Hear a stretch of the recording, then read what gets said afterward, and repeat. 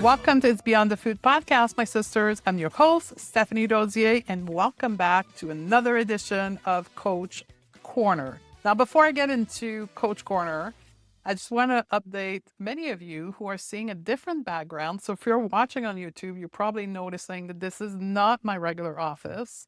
I'm actually coming to you live from Los Cabos, Mexico. Today, it's March the 10th. I've been here since January the 22nd. And by the way, I'm living close to a fire station, so you may be hearing some sirens in the back. It's because the bomberos, I don't speak full Spanish, it's just my limited knowledge of its bomberos, are leaving the station right now to go and rescue some people that have some emergency situation. So anyway, I'm coming to you live from Los Cabos. As some of you may not know, I'm a digital nomad, which means I have built a way of earning money, my business, and to be able to do it from anywhere in the world. That's what we call digital nomads. So we are nomading the world with our digital way of earning money. And right now I'm in Mexico, Los Cabos. And if any of you are interested, or if you are a digital nomad, I would highly recommend you look into the company with whom I travel, which is called Outsite. And I'm going to put a link in the show note. I have an affiliate link. I don't do affiliate sales per se, but if you are interested in becoming a member, the link will be in the show note. And they have property around the world. And we live in community with other single people that are traveling around the world. It's a pretty cool concept. And I do what we call slow nomading, which means I travel very slowly for a long period of time. And I've decided to spend 2 months here. I'm going back home on March the 24th, year 2026. So that's what I've been up to. And we just relaunched the next season of It's Beyond the Food podcast that will celebrate our 10th year anniversary of the podcast. And I wanted to absolutely bring back this concept that we launched in the last season called Coach Corner, where we take one of your questions and I answer it. In the last season, we did some very short, or I don't want to say simple because that wouldn't be the right word, but very easy to answer question.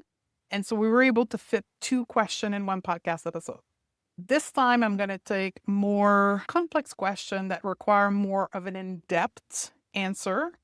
And we're going to tackle the one you guys voted on, which is this whole idea or the concept of food noises and how we can stop food noises without GLP-1. Sent an email to the community. If you're in my community, you know exactly what I'm saying. Many of you answered that email. So this is the podcast coming from that email. So before we dive in, if you want more Coach Corner episode like this one, I have a free resource for all of you called the Coach Corner Vault. It's your go-to resource library for practical, skill-based coaching teaching. And it's available for you in the show note. It's called Coach Corner Vault. You're going to click it. You're going to give me your first name and your email. I'm going to send you this vault of training totally free, very similar to the episode we're going to do right now. So available for you. Ready? Let's dive in on how to stop food noises without relying on GLP-1 medication. So the first part, we're going to dive into what is a food noise, both from an evidence base and also clinical observation. So food noises, although it is something we are recently hearing more and more of, is not new. And it is not a clinical disease. There is no code for this quote unquote disease of food noises. It's not a pathology at this point in time, as of March the 10th, 2026, but it's something that is being talked about a lot more with the rise of GLP-1 medication. The concept of food noises is something that has been observed for as long as we have created a solution for eating disorder. Particularly, I'm referring to the intuitive eating process that was created by Evelyn Trevoli and Elise Roach, where food noise, quote unquote, was present, but it wasn't called a food noise in the intuitive eating framework. It was called diet mentality. It was called the food police. It was called food obsession. And it was clearly described as the mental chatter that happened when we are restricting food, the constant preoccupation with what to eat, when to eat, how to eat, where to eat, how much, what's allowed, what's forbidden, like the constant mental loop in our head. It's always been there. It wasn't called food noise. And in the world of intuitive eating certified counselor, that is something that we've always coached. And it was so prevalent in the framework of intuitive eating and the research and the study that were made on intuitive eating that it was one of the first few principles of intuitive eating to be addressed with client, naming this diet mentality, food noises, and providing solution to people to reduce the food noise. Now, with the rise of GLP-1, food noise has emerged as something that they want to position as different than before. What's interesting when you think about positioning it as something new that we need a medication for is that there's very little research around the concept of food noise. The only paper that we have around food noises is linked in the show notes. And I'm going to quote you a direct segment of that research as to how they're defining food noise. For the sake of definition, food noise could be described as a heightened and or persistent manifestation of food cue reactivity, often leading to food-related intrusive thought or maladaptive eating behavior. So as a certified intuitive eating counselor, that's disordered eating, and that's the diet mentality that is observed with food restriction and disordered eating. Like nothing new here. Now, the way we think about food noises in the world of disordered eating and practitioner who use the intuitive eating framework to help client regulate their eating habit is a signal. It's a warning signal. It's something to be investigated. It's something to be aware of. It's not something to be suppressed.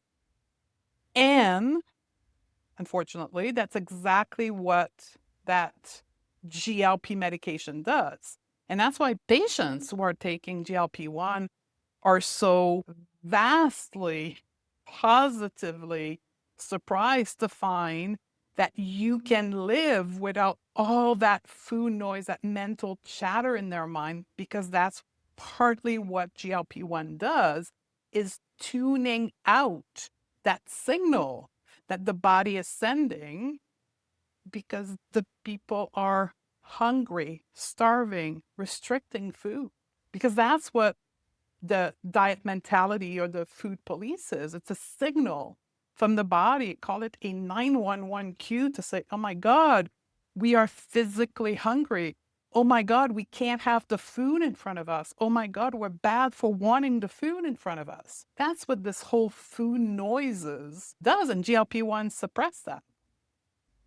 Now, I want to read you another part of that research, because I think it's very interesting. The first description was from a researcher that attempted to describe food noises, because remember, there's very little evidence-based research on this. There's not even a clinical definition of it beyond that one description. But they also quoted one of the most frequent descriptions from patients on GLP-1 describing food noise. I'm going to read it to you. The thing about the bracket weight loss drug, the GLP-1, is that they really help me is turning off the signal in my brain that said, quote, I need food. It made my tummy feel full, and it told my brain, you don't need it, aka the food. It was like magic. I really don't know how it works, but it's magic. That's what GLP-1 do. They turn off the alarm signal, both physically and mentally, that the individual is hungry. Therefore, they don't feel the need, the urge to eat. Therefore, they lose weight. Now, I'll project myself in explaining why most people regain the weight post ending medication of GLP-1 is because the food noise come back. And I was reading an article a few months ago around Oprah describing exactly that. I think it's when she launched her book, describing exactly that the moment she stopped her GLP-1 medication, within a day or two, the food noise was back. Yeah, the food noise was back to tell you need to eat. So that's the description of food noise. That's the state of research around food noise right now. I want to give you another perspective before I get into the how to stop food noise. What's interesting when you read the paper that's in the show notes is the gap in the tool to research food noise. One of the primary gap is the inability to measure food noise. As we stand today, science has no tool designed to measure food noises. So in order to even attempt a process, a scientific process to measure for noise, they have to go back into what is available right now. And interestingly enough, the researcher have landed in eating disordered assessment tool or disordered eating assessment tool as the first step in an attempt to measure food noise. What an analogy, eh? Using eating disorder and disordered eating assessment tool to measure food noises. Should that not lead us in a way of thinking that perhaps, just perhaps, there's a danger in turning off that signal? But that's an idea for another day. So at the end of the day, we are not behind science. We're not lacking evidence. You're not lacking knowledge around evidence around food noises. Or more fundamentally, we need to start asking a completely different question as practitioner. What is the signal? What is the signal telling us? What is it pointing us towards? Because as I mentioned earlier, that's what food noise is. It's a signal. It's not a malfunction. It's not something that is broken. It's a signal. And our role as practitioner is to help our client listen to the noise with curiosity, with compassion, and that takes skills and framework. And that's what I'm about to share with you, the three buckets that I look into with a client when it comes to food noises. One of the essential elements to understand when it comes to food noise is understanding the root cause of it. And I think I've been pretty clear up to now. Food noises is a signal that your body is wanting more food, needing more food, seeing food as a danger, seeing food as something you cannot have, and human wants what's in front of them. So the root cause of food noises is restriction. And again, what's interesting to understand is it's not new, and we have a lot of evidence pointing to the connection between restriction and food noises. The Minnesota starvation study is probably one of the most important body of observation on human hunger, and it demonstrated the connection between the two very clearly. The Minnesota starvation study is when healthy men were placed on a severe caloric restriction and they became obsessed with food. It was noted that they dreamed about it, they talked about it consistently, they even went as far as cutting out recipes from cookbook. They read and overread menus, and the food obsession was not because something was wrong with them. It was clearly noted through observation that it was due to the restriction. And as soon as the restriction was lifted, the food obsessive thinking just went down naturally. So when you are with a client and you are with someone who wants to reduce food noises without using GLP-1, there's three areas that you need to be focused on. Number one, the cognitive level. Number two, the somatic level. And number three, body image. So let me unpack each one of them for you. The cognitive level. The first level of food noises is cognition. It lives in the thought pattern, the belief, the rules that people have about food. And most of our clients who experience significant quote unquote food noises are operating under a rigid set of food rules, rules that tell them which food is safe to eat, which food is dangerous, how much they should eat, how much is too much to eat. And it's all happened in their mind. It's not their bodily, their somatic informing them. It's just the thoughts that they've been taught by diet culture, by wellness culture around food. And it's a constant spinning of these thoughts in their head. Their rules are not true. They're just thoughts that they have learned to think based on their prior exposure to various attempts to control the body or control their health. So what do we do with that? This is where the cognitive behavior coaching framework comes in and play a vital role in helping identifying the thoughts. So one of the tools that I can refer you to, and I've talked about this many times on this podcast, is the thought download, where either yourself, if you're the one who's having some food noises, we take a piece in the paper and we put the circumstance at the top of the paper. For an example, I don't know, food rules. And then we write all the thoughts that we know we have regarding food rules. And we make a full download from our mind to our piece of paper. And we look at all the thoughts we're having. And you can ask yourself a few questions, right? When you look at this thought download of all the food rules, you can ask yourself, is this food rule a fact or just something that I've picked up along the way? So remember that the difference between a thought and a fact, a circumstance, is, can I take this piece of information in front of a court of law and be educated that it is a fact? Or can I take this food rule and observe that everyone in the world obey to the same rule? That's a fact. Example of a fact, I need to drink water. That's a fact that all human beings need to drink water. We need to avoid gluten, right? Gluten is bad for you. Is that a fact or a thought? Now, is it true that gluten is bad for all human beings in the world? The answer is no. It's very highly individual. It's based on your biology, based on your life experience, based on other health factors.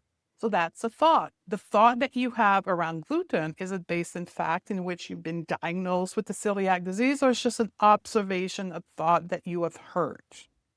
So go through your thought download, help your client make a thought download, and identify which one are thoughts, which one are fact. Once you've made the bucket of thoughts, where did I learn this thought? Where does it come from? For each and every single rule, where did it come from? What is this rule costing you? Is it true that it's impacting you? Is it just something that you do from a performance base? And I'll have an upcoming episode on performative eating, because many of our food rules are performative eating behaviors. So we can get recognition, so we can get people to hold us in higher esteem because we're eating in a certain way. Where does this rule come from? What is it costing me? Is it something that I do for performance or something that I really need from a well-being perspective? Challenge every single rule and help your client do this. Now, what will happen as you do this is we'll realize that most of the thought running in your mind or your client mind are not true fact. They're just thoughts that we've collected, rules that we've collected that are really no demonstrating factor within us. Once we start eliminating, because that's the next step, right? Eliminating all those food rules that are actually not rules of law, but only thought that we have, we are left with a much more open choices of food and eating habit in front of us. which in one way I can say it's the one-liner of intuitive eating process. It's about opening up our freedom around food and making food-based choices for our well-being and our satisfaction instead of rules we've collected over the years. Once we start removing the restriction, the chatters goes down because the nervous system is not activated with all the rules it needs to follow and all the danger in front of it, and the mental chatter reduce. And we can use other tools within the cognitive behavior framework to help reduce even further the thinking process we have to do before eating choices. And then we can build a collection of guidance around food. Notice that I didn't say rule, but guidance based on the individual, which, if you're familiar with the intuitive eating process, that's the end part of the process, which is gentle nutrition. Gentle nutrition is when the individual has done the work to observing their food rules, has reconnected with hunger and fullness and satisfaction, which I'll talk about in a minute, and then is ready to re-explore nutrition for their individual body, their individual life experience, and then collecting a bunch of guidance on how each food is reacting with their body and making them feel good or not so good. Creating their own guidance, not rules, because as soon as we set up a rules, we go back into the restriction, into the food noises, but guidance around food so that they can feel good. The second level we need to explore with our clients is the somatic level, the physical level, the body base. The reason as to why food noise would happen, the researcher pointed that the eating cue reactivity, and there's one particular cue, eating cue, I want to focus on today, because one that we're not familiar with, if you are not trained in intuitive eating, you perhaps don't even know about this eating cue, which is the satisfaction cue. So everyone is familiar with hunger and fullness. Eat when we're hungry. If you want to reduce food noise, eat when you're hungry. Because every time you're physically hungry, your body will send signal through your nervous system into your brain to think about food, and to some degree to make you obsess about food so that you eat. So if as soon as you feel hungry, you eat, you eliminate the whole drama in your mind of needing to eat, right? Hunger cue. The second one is fullness cue. Now, I'm not going to expand on that today, but enough to say that it's not about stopping eating when we're full. The fullness cue is on a spectrum. It's about asking yourself, oh, okay, I'm starting to feel full right now. Is that enough for me? It's about asking the question, always with the permission to continue to eat if that's what you want. Now, the cue that many are not aware of is the satisfaction cue. It's not only eating when you're hungry, stopping eating when you're starting to feel full, but it's also eating food that makes you feel satisfied. And that's a somatic cue. And most food that makes human beings feel satisfied have been ruled out by diet culture, wellness culture. Think about sweetness. Sweetness is one of those satisfaction cue that nearly all human beings enjoy. People enjoy sweet food for many reasons. There's a lot of literature around that, but we love sweetness. And that is a way that we feel satisfied with food. The more food taste there is in the meal, the more satisfied we're going to be. So if there's a little bit of sweetness in your meal, you will feel more satisfied. So when you cut off the sweetness flavor of your food, for sure your body will crave it, especially when it's in front of you. You will obsess about it. You will obsess, and at some point, it will be so obsessive in your mind that you will break the rule and you will start, quote, eating, overeating, and binge eating the sugar. The solution is to allow for sweetness to be present in your day-to-day life and eating interaction. So looking for satisfaction in the various food choice you're eating. And this is how we guide our client, exploring all the flavor and the taste, exploring cultural food, exploring family-based traditional food, exploring recipe that your mom used to make when you were young, or specialty food that reconnect you with strong emotional memory, and bringing back these food into your day-to-day food interaction so that you can feel satisfied. When someone is satisfied with their food choices, they feel full and good, the food noises go down. Now, the third area we need to look at is the untethering of food from body size. As long as a person has a belief system that what they eat, how much they eat, creates their body size, and that their current body size is not what they want it to be, therefore the individual is not accepting of their body, they will forever have rules, restriction, restraint around food, which will start the loop again of food noises. We need to untether our eating habits, our eating behavior, our nutritional choices from a control of our body size. And that comes through the medium of doing body acceptance, body image work. So I want you to think of body acceptance in the context of food noises as not something, quote unquote, add on, but it's a clinical prerequisite to reduce, eliminate, stop food noises. And I have no statistic, no evidence on this. This is clinical observation. In my now 11 years of working with people at a nutrition level, I have never encountered someone who had a peaceful relationship to food while hating their body or having a poor body image. The two have always been intertwined. So if you're working with anyone at the nutrition, the eating behavior level, bringing the work of body image is required. It is not something as an add-on or on the side. It's work that must be done with your client. And to stop food noises, that work must be done. So here's what I want you to take away for today.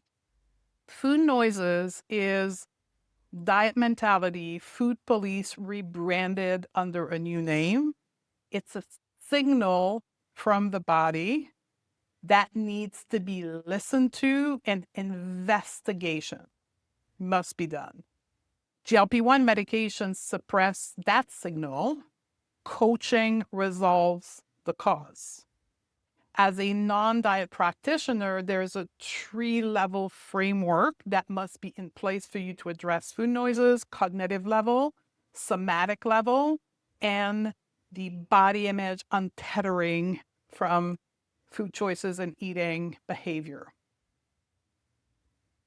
Is it true that some people may need GLP-1 to reduce the noise? Probably. There's a very small percentage that may have some mental health diagnoses, mental health issue that may require temporary, permanent GLP-1 to address the food noises. But that's a zero, I don't have a statistic, but I'm tending to say less than 1% of a clientele base. Most people, if you work at the 3-level framework I gave you, the food noises, if not completely stopped, will with time significantly reduce where it no longer be an issue. And that's the work. It's the work that you can do. It's the work that anyone can do with the right framework.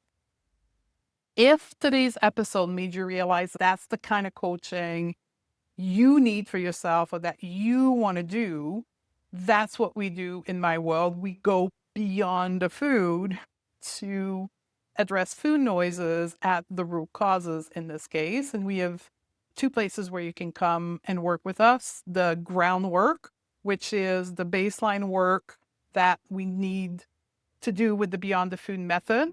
And then there's a non-diet coaching certification where we take your skill set to the next level professionally to work with people. Both programs are linked in the show notes. or you can find out more on our website at stephaniedodier.com. Thank you for being here, my sister, and I'll see you on the next podcast.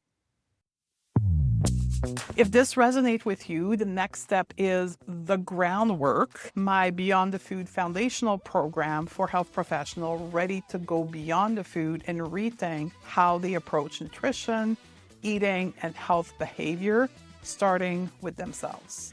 You can go to www.stephaniedodier.com/groundwork and join us now.